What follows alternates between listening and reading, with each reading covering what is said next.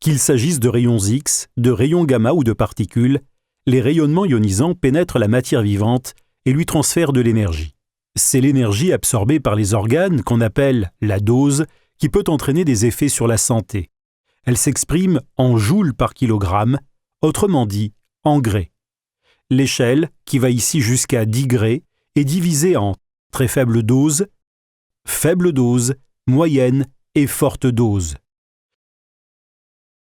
Une dose d'environ 4 grés, soit 280 joules, peut causer le décès d'un homme de 70 kg. C'est très peu en termes d'énergie, puisque cela équivaut à allumer une ampoule de 100 watts pendant 3 secondes ou à boire 3 millilitres de thé à 60 degrés. Mais c'est beaucoup en termes d'irradiation. Cette contradiction s'explique par le fait que l'énergie est déposée au niveau des cellules. Dans la cellule, le rayonnement dégrade le matériel génétique en cassant la molécule d'ADN. La cellule possède des mécanismes de réparation très performants, mais qui peuvent être dépassés lorsque la quantité d'énergie est trop forte. Les lésions mal réparées conduisent alors soit à la mort de la cellule, soit à sa mutation. Une mort massive des cellules ne sera pas compensée par le renouvellement cellulaire et va entraîner la nécrose de tissus. Si l'irradiation est localisée, des effets comme la stérilité transitoire chez l'homme, la cataracte ou des brûlures de la peau apparaissent à partir d'une dose seuil. On note que chaque organe possède sa propre sensibilité au rayonnement ionisant. Si l'irradiation est délivrée au corps entier, on observe, selon la dose, des troubles sanguins, des atteintes des voies digestives ou des atteintes du cerveau.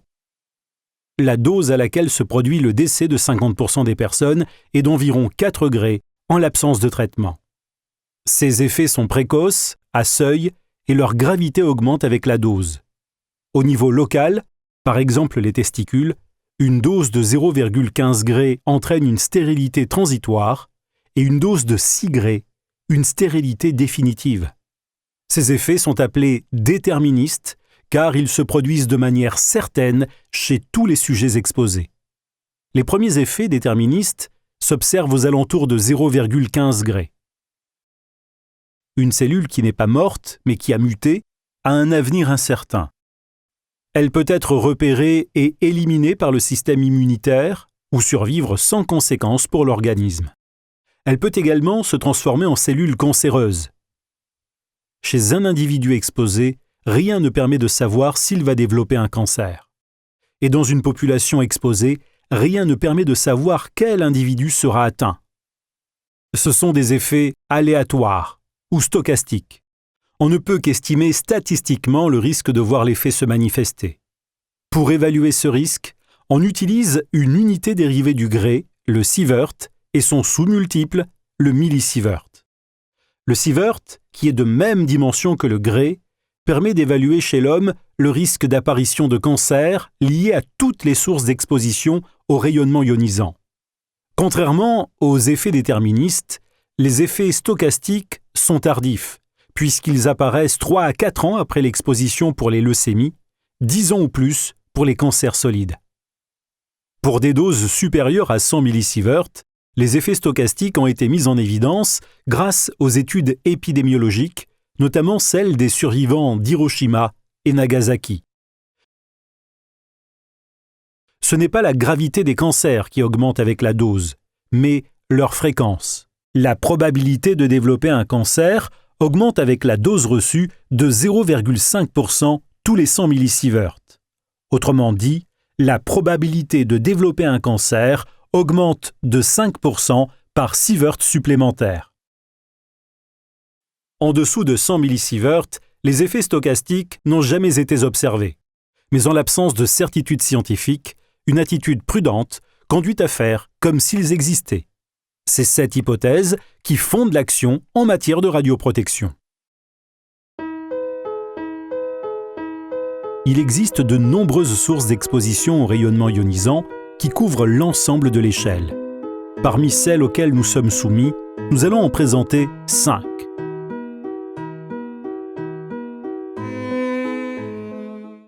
La Terre est en permanence bombardée par des particules de haute énergie issues de l'activité du Soleil et de l'explosion d'étoiles lointaines.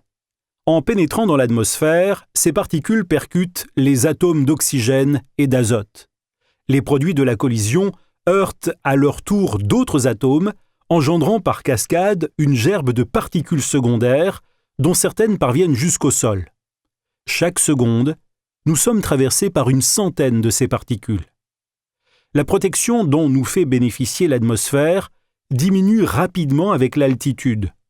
L'exposition due au rayonnement cosmique est multipliée par 2 à 1500 mètres, par 4 à 3000 mètres et par 100 à 10 000 mètres. Lors d'un vol Paris-Tokyo aller-retour, qui dure environ 24 heures, soit une journée, le passager reçoit une exposition de l'ordre de 0,1 millisievert, à comparer à l'exposition d'un habitant vivant toute l'année à la montagne.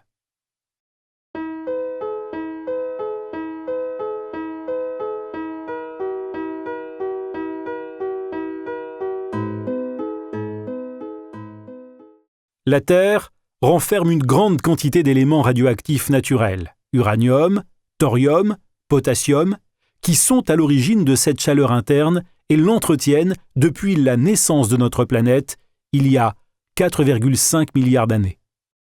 L'uranium, par exemple, est présent dans toutes les roches, et surtout les roches granitiques.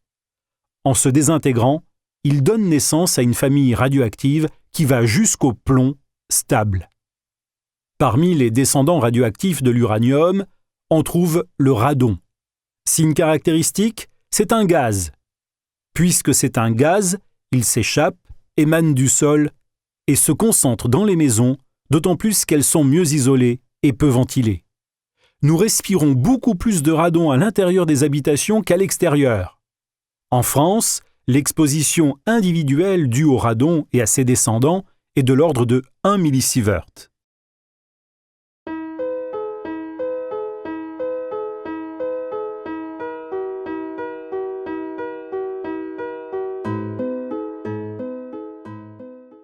La radiographie classique reste aujourd'hui le meilleur moyen pour voir les os et certains organes, mais elle n'offre qu'une vue plane sur laquelle les ombres des organes peuvent se confondre. Le scanner X, inventé dans les années 1970, permet de pallier cet inconvénient. C'est un émetteur de rayons X qui tourne dans un anneau. Le patient est allongé sur une table qui se déplace à l'intérieur de l'anneau. Le scanner balaye le corps par tranches successives. Les détecteurs renvoient des données qui sont traduites en images de grande précision. Le scanner est l'examen radiologique le plus irradiant. Il faut donc y recourir seulement quand il apporte une information utile par rapport au diagnostic classique. Par exemple, un scanner du bassin délivre une dose d'environ 10 millisievert à comparer à une radiographie du bassin ou du thorax.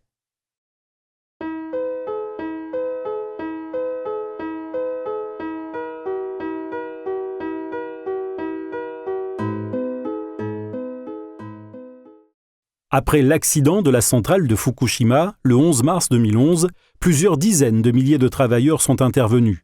D'abord, pour assurer l'arrêt à froid des réacteurs en injectant de l'eau, ensuite pour assainir le site. Leur limite réglementaire d'exposition, qui est de 20 millisievert par an en situation normale, a été relevée à 100 millisievert pendant la situation d'urgence, avec un dépassement autorisé de 100 à 250 millisievert de mars à août 2011. Sur quelques 20 000 travailleurs, pour lesquels des résultats d'évaluation dosimétrique ont été fournis par l'opérateur TEPCO, environ 170 ont été exposés à une dose supérieure à 100 millisievert.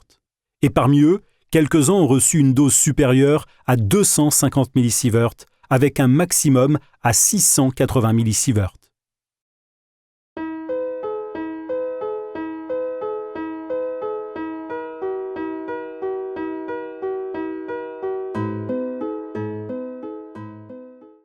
Dans le domaine des fortes doses, il serait plus commode de parler en sievert plutôt qu'en millisievert. Mais en fait, on utilise l'autre unité de dose, le Gray. On l'emploie par exemple en radiothérapie pour traiter des cancers, le plus souvent grâce à des rayons X très énergétiques produits par des accélérateurs de particules. Pour atteindre une tumeur profonde, le faisceau de rayonnement ne peut éviter de traverser les tissus sains. Pour les préserver, on irradie le plus souvent la tumeur par faisceaux convergents en faisant tourner la source autour du malade. Le volume à traiter est ainsi beaucoup plus irradié que les tissus voisins. On fractionne également l'irradiation en plusieurs séances en utilisant le fait que les cellules cancéreuses sont plus sensibles au rayonnement que les cellules normales. Entre chaque séance, les lésions ont le temps de se réparer dans les tissus sains alors qu'elles s'accumulent dans les tissus malades. Lors d'une séance, une radiothérapie classique délivre une dose totale de l'ordre de degrés.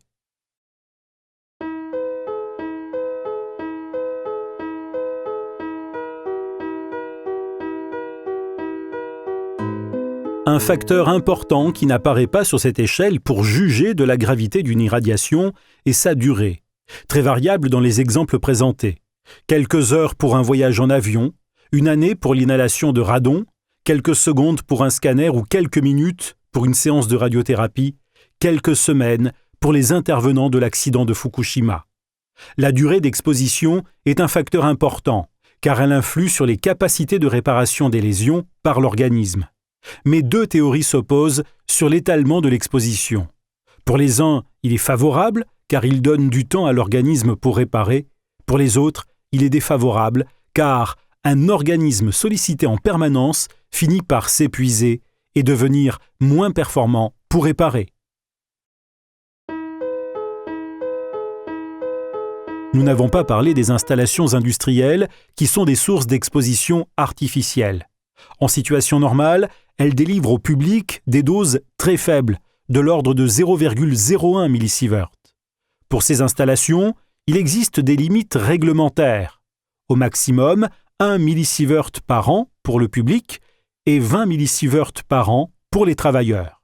Ces limites, imposées aux exploitants afin de minimiser au maximum leur rejet, peuvent être relevées en cas d'accident, comme nous l'avons vu pour Fukushima.